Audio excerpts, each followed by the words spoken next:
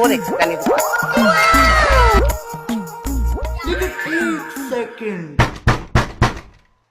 अरे कौन भौंक रहा है ये बदतमीज?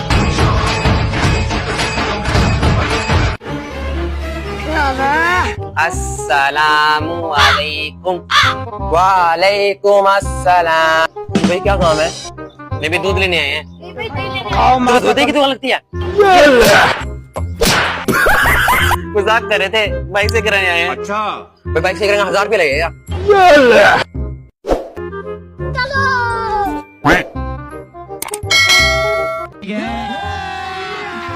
अभी मजा आएगा ना भिड़ो। जी भाई मोटर तैयार हो गया आपका। अच्छा भैया चेक तो करवा दे इसको। भैया अभी करवा देता हूँ।